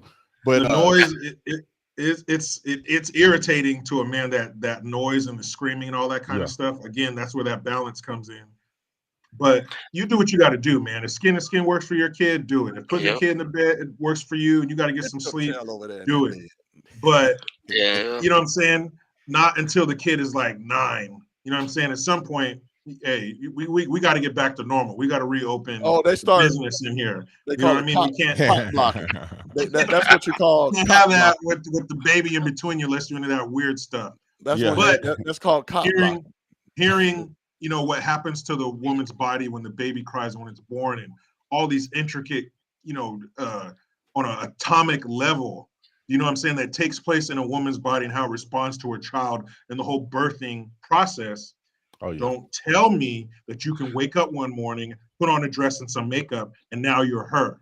I don't think so. No way. This has been worked on for hundreds of thousands of years. It's been perfected. It's been honed. And you just can't come in the third quarter. We've been practicing all week. We got a game plan, and here you come in the third quarter thinking you can be. No. Hell, you're no. Be the starter. Tell me that. You feel how you want, but you are not this thing right here, and vice versa. Just because you cut your hair, get some tattoos, put a pack of cigarettes in your sleeve and roll it up, you ain't no man. Yeah, I'm actually going to Jubilee. I don't know if you watched that. Oh yeah, I've been on there. I think it's a step down for me, but I said, let me just go and just maybe get my name out there a little more. But Jubilee, they're gonna have me on the panel, and it's gonna be like I don't know who the other men are gonna be, and then the other side is gonna be trans men or women. Oh Lord Jesus, women who become men. And they ask you these pre-questions, I guess, to see where you think. And one of the questions she asked me is that, do you think trans men are men? And I'm like, no. Hell no. No, they're not. Oh, Jesus. Hey, you can live like when I get up there, I'm saying I ain't got no problem with you. You live your own life. I don't care what you do. I don't care who you identify as. But you ask me, you ain't a man. You know what I'm saying? You still they just had one of those Jubilee with the about feminism, and there was a trans man on there. But I mean, aside from just like the little outfit and whatnot, you could tell it was a woman. Yeah. Same type of stature and everything. Like when I was on Jubilee about 2 years ago, did the same thing. They had a trans man on there. Now, when I saw the person, they had a beard and stuff like that, but they still had the stature of a woman. That's like I'm not really. It's never a full beard. It's like lamb chops. It's always like right here. Yeah, and you got to disclose that. It's like, okay, when you go on a date with somebody tonight, what you gonna do? You got to tell them that I'm a woman. Say something. Yeah, they be lying. They get in that room and they go and expect something there, and it ain't nothing there. Or it's the opposite. Lying. Yeah, that's a problem. Be in trouble, bro. And if you gotta say trans man, you ain't a man. You're not a man. There's nothing in front of man. It shouldn't be no asterisks beside your jank. Yeah. It's just man. I don't know why people can't accept that though. Why can't people just say, I want to identify as this. I was born this way, but I would like to identify as this because this is how I feel on the inside. Cool, man. You live in America, do what you want to do. But don't be trying to pass as something and lie to yourself and trying to play sports and like the dude with his ball and chain hanging out in the dressing room. Yo. And the dude was like, yo, I still like women. It's like, sir, you're in the locker room. Goodness, man. With your stuff. Yeah. You're in the locker room with your penis exposed. And if you're 19, 20 years old and you're around girls the same age and they fit and they athletic, hey man, you know what's gonna happen. Bro, that's my whole problem with the men, like men in football. Like, maybe there were some dudes on our team that were gay, but nobody ever came out and said nothing. You got some question about some dudes. You're like, that dude kind of, he might be gay a little bit. But no dude come out and openly do it. You know why? Because we all walking around here naked and stuff, bro. And if you openly say, I like dudes, it's like, bro, you feel what you're seeing right now because they're not gonna say that. If you put me in the softball, the softball locker room, you think a bunch of fine women that look good and they naked, you think I ain't gonna feel some type of way? And you saying you a man and you look at dudes like that? No, you in prime time, dudes in the best shape of their life, and you ain't having no feelings for nobody in there. In prison, there is a code. I'm just here to swim. That's it. Yeah. Stay focused. Look, I know they be lying because even in prison they have a code on the. When I got to the dormitory when they was about to release me, there was a code where everybody knew who the person that was gay. You would not see them in the shower with any normal regular person. If you was in there, everybody was looking at you like, yo. So it's a code. They be lying, man. They be lying, man. They ain't gonna say nothing, man. They wouldn't say nothing. Be Tatum, what you gonna do if one of them shoulder checks you on the way off the stage? Oh, you gotta see me. There you go. You a man or not? You a man or no? I slap it when he ball my fist. Oh Hey, Lord, we can get to the bottom of this real quick. Yeah, Did I'm you not guys gonna. see I'm not that? gonna say it because I don't want to come across as being crazy. But yeah. it make me want to say, well, let's let you. If me and you got into it right now, Let's wrestle. you have no chance. Hey, pit Nope. bull on a poodle. Pit bull on a poodle. I will Did you see? ragdoll. Did you see that Polish MMA fight where it was a man versus a woman? Not no trans man, a regular man Oh, yeah. versus a regular woman. It was watching domestic violence. Facts. That dude, Yes, I've hey, seen no that. lie, man. Oh, He beat all The the brakes. brakes off of her. Lunch breaks, Say auto bathroom breaks. breaks, all regular the breaks. break. He And beat boy breaks. all the Beat breaks. the brakes off. He would throw her into the position that he wanted her. There was no fighting back. If he wanted her over here, that's what he did. And he just started bombing on her. And it was hard to watch, man. No It's man hard wants to to see a watch. woman get beat up. Yeah, It I was ain't trying hard to to see that, watch. man. I'm like, man, Me stop either, beating bro. on her, I'm man. out. Stop it, man. Man, come on, Yeah, man. it's You a girl. wrong. She for a that. girl. You know what I'm saying? Beating that Yeah. girl Hey, down. Brandon. Hey, Brandon. Another question I want to ask you, man. Since you was bringing up football, what do you think about Brian Flores, man? Chasing Oh the my black, goodness. Another Colin the Kaepernick. black card now, even though he's from Honduras. They over here throwing that black card around, like they doing the Oh, dice game. man, I'm done. Listen, man, I don't believe, and it doesn't make sense logically or statistically that the NFL is somehow worried about color anymore. They worried about winning. And some of these black coaches that are complaining, y'all are losing though. Mike Tomlin been a coach for a long time, and his record ain't Forever. great, but he is still winning for Pittsburgh. That's why he's still there. It ain't because of the color of skin. It's because the brother is winning. These other coaches, if they are winning, they stay. Tony Dungy, all these other guys, Green, and a few of these other coaches that I'm thinking about. Yeah. Even Herm Edwards, he down here at Arizona State, and they getting ready to fire him because he in some scam with recruiting. And they hired a black dude for my alma mater, and he sucked. And so they fired him. It ain't got nothing to do, in my opinion. It's not a good business strategy. People forget. We look at the layman looks at football as a game. The owners are looking at their stock. It's almost like they're looking at a stock market.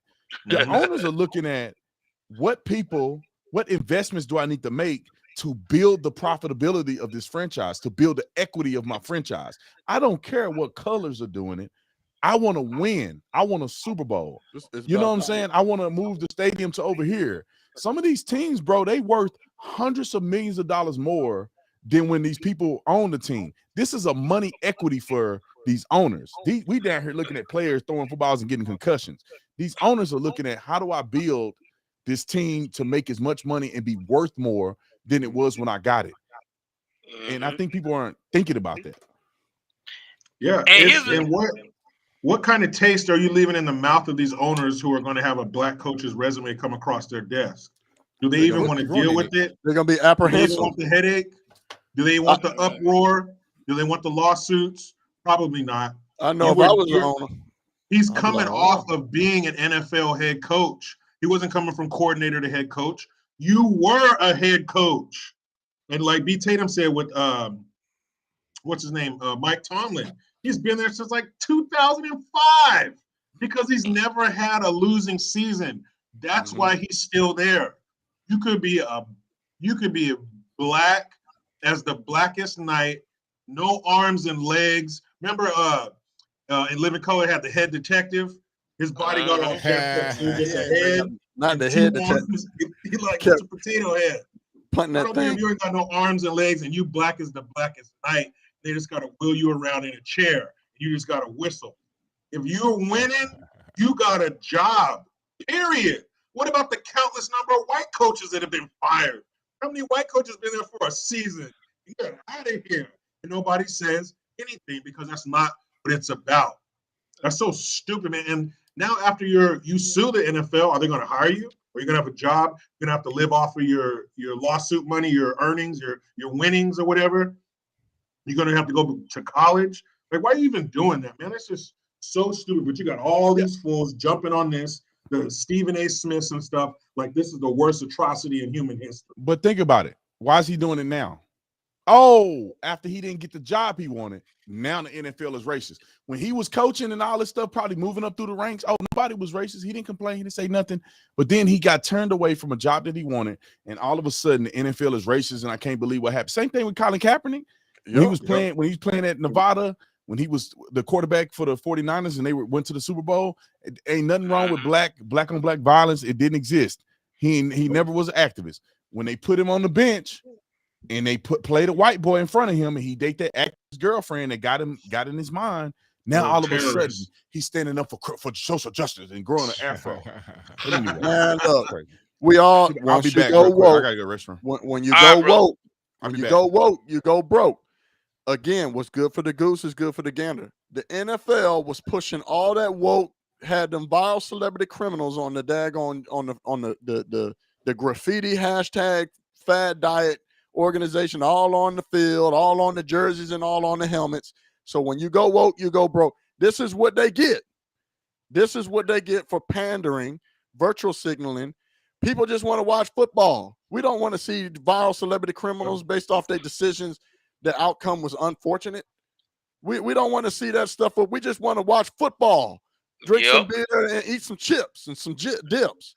We don't want to see no viral celebrity criminals making it on the big stage, politicizing and virtual signaling on Sunday Night Football. So, I mean, this is what the NFL gets. So they pander to it, they virtual signal. This is what they get. So that the more of this is going to come out, more of the Colin Kaepernicks and growing their afros and burning African scents and shea butter and cocoa butter and burning African scents. You know what I'm saying? So stupid, dog. And you know what's crazy, guys? Is that this guy, Brian Flores, treated his players like dirt, including the franchise quarterback. Now, if you got a nasty attitude and you cussing out your GM and your owner, what do you think's going to happen if you're not winning? Especially, you going out the door. That's going to make your exit. That's like Bill Belichick cussing out Robert Kraft. You think Robert Kraft gonna put up with that? No. Nope. No, man. You know, and the thing about it is, the thing about Flores is he's talking about all this. Well, we gotta. He's suing because he wants change. He wants more black quarterbacks in the league. He wants more black men to get these high-profile jobs. But then he went on television with 2 white lawyers. I'm like, wait a minute. If you want, you go hire you a black lawyer, man. ABL, ABL, stay coming with the facts, man. It's like, wait a minute. It's like, come on, man. Can we get Ben Crump on the case? Can we get somebody? Get the ambulance chaser on there, man. Get the ambulance. Get him. Brandon, what about Brittany Cunningham? She's available. Brandon, ABL on here body slamming him. He said, man, hold on. They want more black quarterbacks, but he got 2 white lawyers. What's going on? What happened to the ambulance? You want more black quarterbacks? Hey, stop killing the kids when they're babies. Stop having them shot when they're 9 years old, and maybe they can grow up to be a damn quarterback. How is it the NFL's fault? Like they're just they're palming all the black quarterbacks that want to be. They're just putting their hand in their face. Get out of here. Bring me that white kid. Man, if there's a black quarterback that can do what they want, they'll get that full in there. And look, the 49ers just drafted a black quarterback. I think it was ABL, tell me if I'm wrong. Was it one of his lawsuits or claims is on, I think it was either the Broncos or the Giants. And he said that they picked a white quarterback, but it actually was a black quarterback. I have to go back and check to reference what I'm referring to, but he was wrong on one of the cases. But gonna what's his name? That's suing the NFL. Oh, the Brian Flores. Flores. Brian Flores. One of them he messed up. If you look at the years, it was actually a black quarterback. So I have to go back and look. I've been keeping up with it. I got to go back and look at the exact names. I ain't strong suited on sports. They ruin the reputation of black people. This is what bothers me. I feel like they ruin our reputation because they make the stereotype real. If I was an owner, I'm like, I ain't dealing with the black people. I'm being honest. I don't want because if they don't win, I can't fire them. You know what I'm saying? Or they gonna be trying to sue me for something. I'm just gonna. Okay, we'll interview everybody. Okay. I don't want nothing to do with y'all doing this social justice stuff. And maybe they can't do that in the NFL. But do you think that businesses around the country won't do that? that they'll look at it and I don't want no problems. Don't want the headache. I do that now. Don't want the headache. Now. Like, man, hold on, man. I ain't trying to be dealing with this. You got a stomach ache every day on the other day. You want BLM on your page and all this stuff? They better not. But no. Because when I had, I probably shouldn't say this, but I can't do nothing but tell the truth, man. When I do my hiring process, if I look at social media and all those things. I try to see, get a feel of the person. I have to be honest, man. If I seen they had all that crazy nonsensical fad diet hashtag stuff, man, I'm probably not going to be inclined to working with that individual, man. And I mean, that's just me. I probably should say that out loud. You can take it how you want, but I'm here to just keep it real, man. That's how people are, man. It's just human beings doing what human beings do. It's just like with the NFL. A lot of the decisions are made as far as hiring and firing in the office based on who you know, who you cool with, who you friends with. That's just kind of what it is. It's the same way in the NBA. Just like the Washington Wizards, their head coach is Wes Unseld Jr. Now, his dad, obviously, Wes Unseld Sr., played for the Wizards. Yeah. So maybe that went into it a little bit. Just maybe that your dad was a Hall of Fame type guy playing for the same team you're the coach of. And the same thing with Austin Rivers. His dad is Doc Rivers. And wow, he played for his dad in the NBA for some years. Yep. So is that somehow racist or wrong? I don't really understand. People just he wants to kind of cherry pick when the so-called racism, he could kind of make it be to where he's a victim. But the same scenario can exist in other ways, and it's fine. If it's not something that's going to hurt him. It's all pipeline stuff, especially in sports. Like my high school was a pipeline. So when guys would come through my school, you play football for Dunbar High School, there were certain universities that wanted the guys that are coming out of Dunbar. You had almost a free pass to, if you could play, that you would go to one of these universities. It was Wisconsin, what was it, TCU. It was a couple schools that wanted, if you play good football and you went to Dunbar, they would show up at our practice. It was like a feeder school. And there's a lot of things in football that happen like that. You get into the feeder school, and then now you're there and you playing ball and you're doing good. And what happens is when you graduate, if you don't go to the NFL or one of your coaches in the NFL, it's a good chance you may get drafted by that team that's in the NFL. Or if you don't, and you become a coach, you're now coaching with the coach that you play for. And then when those coaches go to another school, they're going to take you with them. When I was at the University of Arizona with Coach Mike Stoops from Oklahoma, he was a defensive coordinator. He came to University of Arizona to build a program. Who was the defensive back coach? His brother.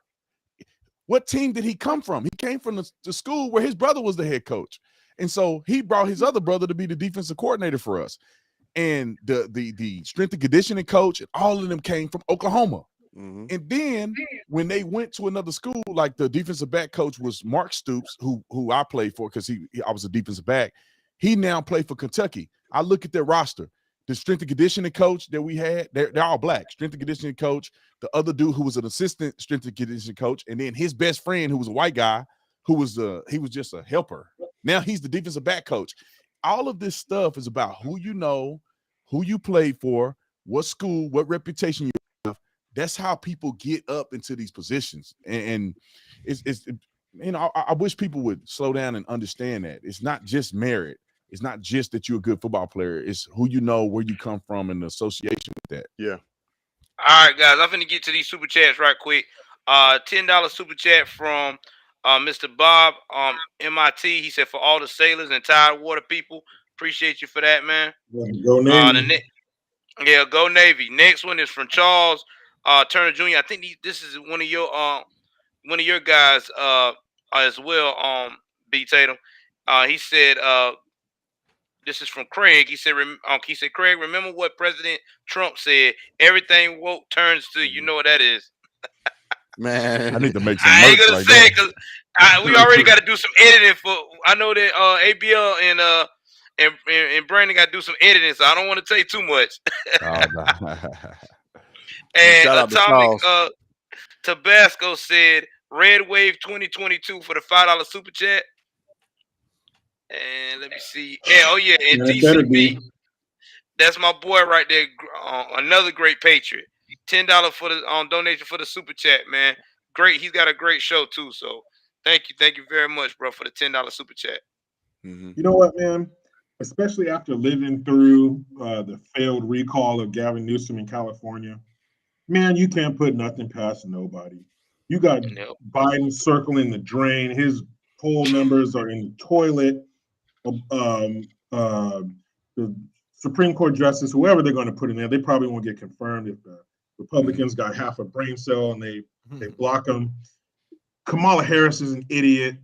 It's all bad. Crime is up, inflation, empty shelves, gas prices, materials, everything costs more. And I won't be surprised if he and Biden, or not like they would, well, any of them, Pelosi, any of them, I wouldn't be surprised if they all survive the midterm, probably with record numbers, because the people who are lost mentally and who are drinking the Kool-Aid and believe all that far left Marxist crap, that's just going to make them dig in even deeper.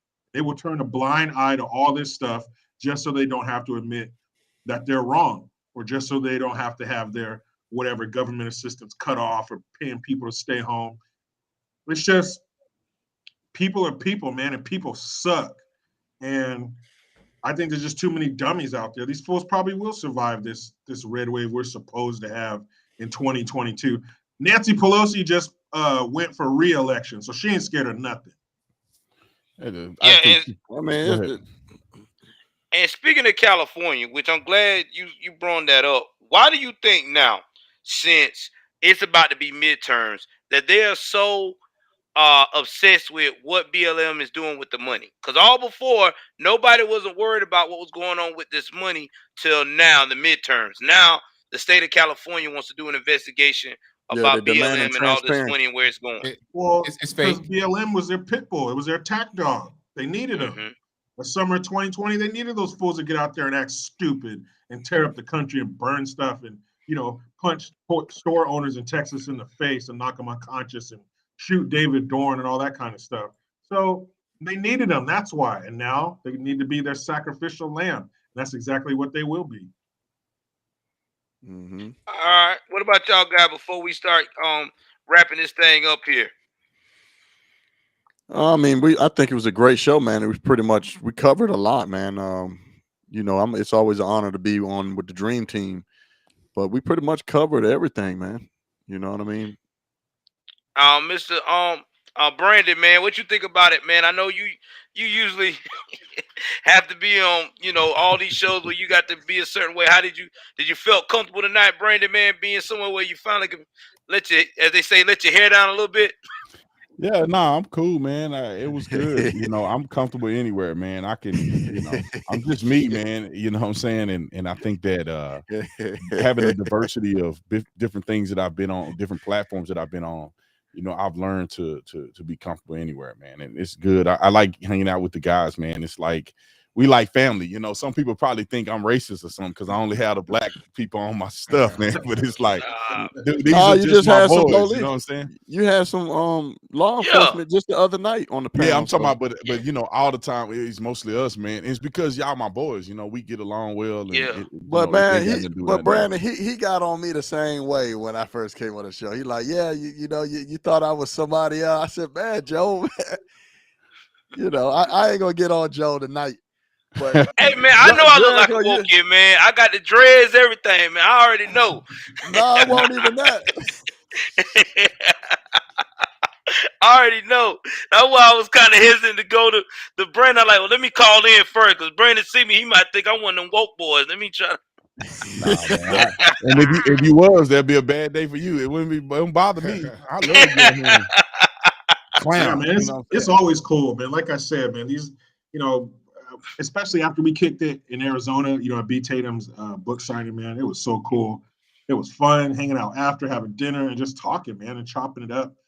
And, I don't know how it is for you guys because you guys, live in free states, but to be around and speak with and hang out with like-minded people, it's a beautiful thing, man. It shouldn't be such a rarity, today. But, yeah, man, it's like hanging out with the boys. And men do it like that. You could not talk to each other for a while.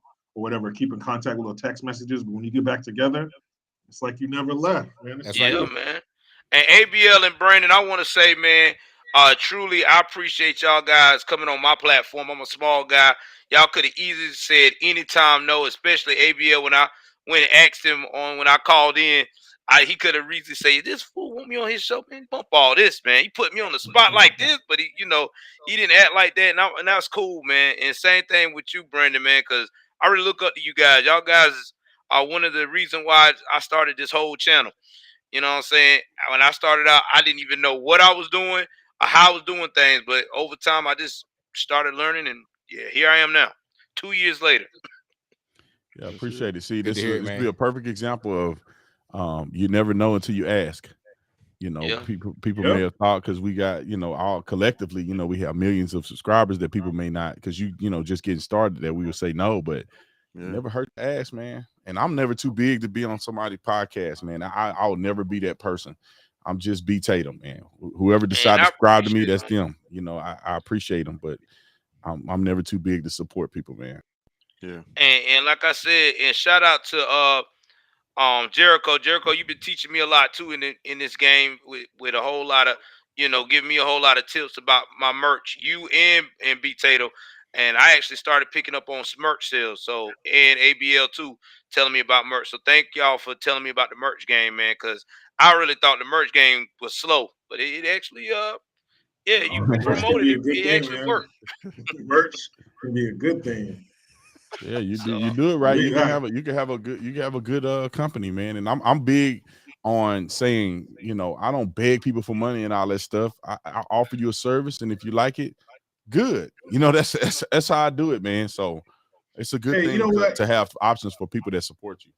Hold on. I know we need to get out of here, but man, since I'm around other YouTubers, other content creators, you know what I can't understand, man, is people, when you start to get of a certain, you have a certain number of subscribers and you're getting out there, people will approach you for stuff. They'll approach you to sell their products, to do ads and stuff like that.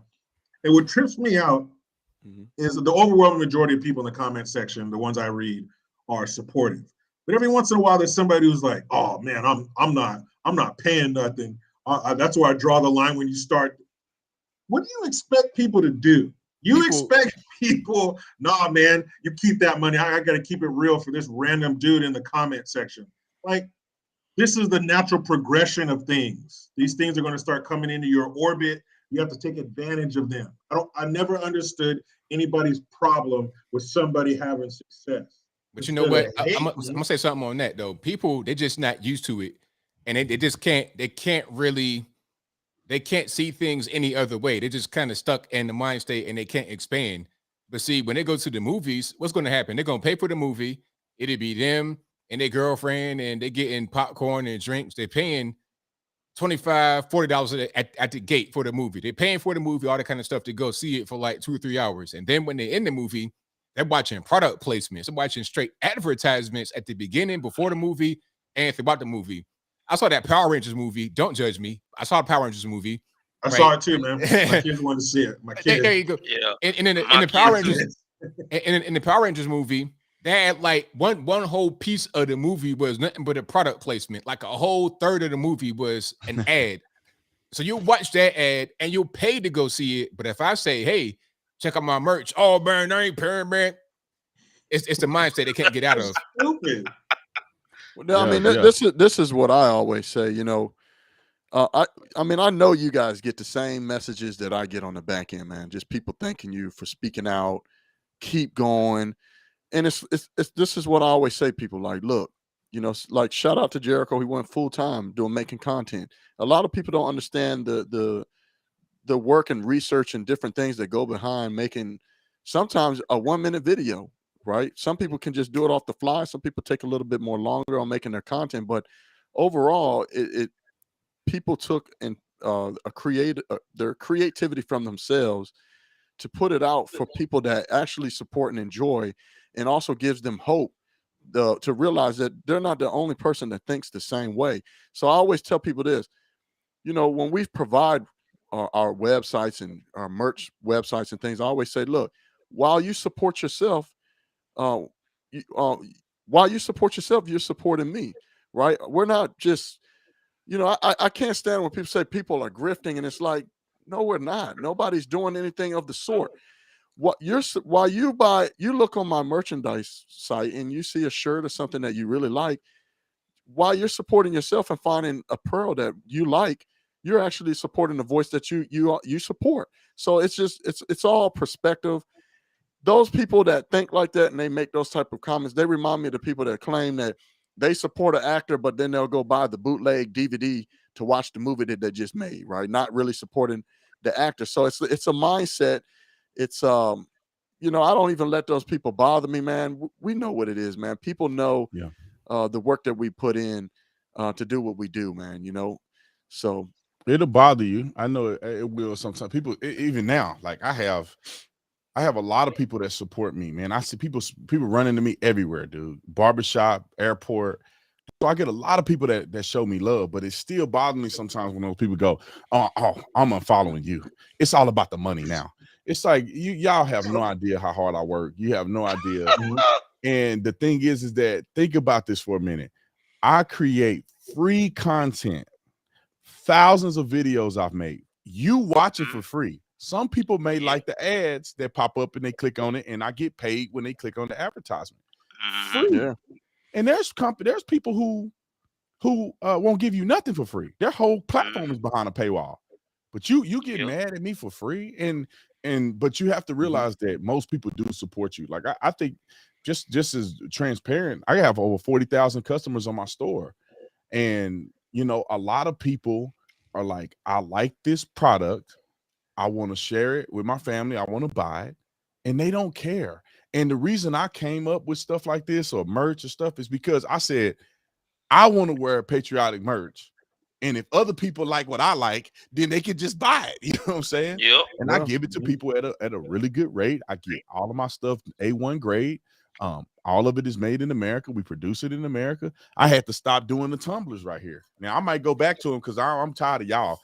The tumbler right here. I feel it's Arctic. These are some great tumblers. I sold out, but I didn't know they was made in China. And I guess way down here it said made in China. So I had to stop selling these. When I sold like 200 of them, sold out when I made it public. And y'all got to go get his book too, man. Yeah, I got two of them.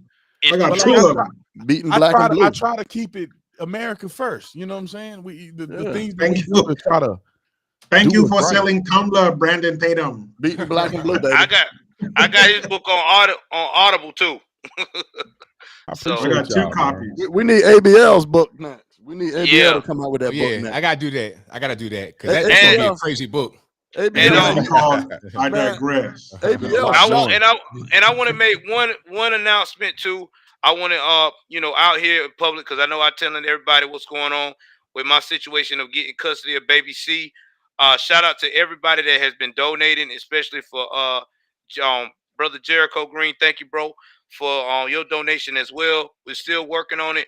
I will have it in my description below. Anybody want to donate on the GoFundMe because we still trying to get custody of this little girl. So I had to return it back to the situation until things get worked out. So that's what we're trying to do now. My wife is trying to get with the church to get a bake sale started. So we're trying to do what we got to do. So I will keep y'all posted on what's going on with her. For sure. Yeah. All right, fellas. Well, we done did it. That's it. All right, man.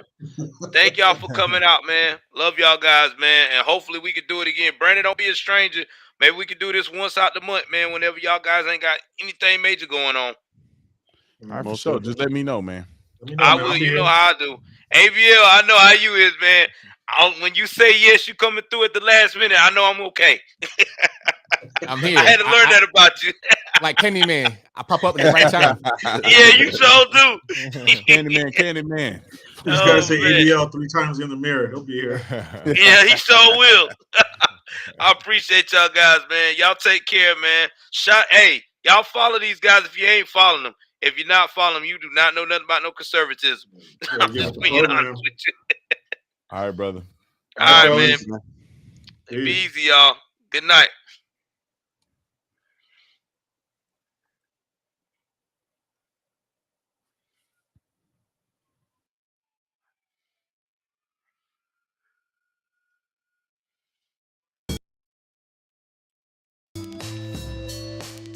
right, guys. So there you have it. This is about to be the end of the show. I want to give a shout out to everybody with the super chats. If I didn't get to you, I am so sorry. Please, y'all, please like, share, subscribe. Hey, I'll be on the community tab once again. All my new subscribers, if you like what I'm doing, you like my content, go ahead on and join my channel. $2 a month. You get all the videos you want. We already got almost 200 in the vault, man. Please like, share, subscribe. I love all you guys. Take care of yourself. Shout out to the new mods that are into the building as well. I love y'all guys. Peace.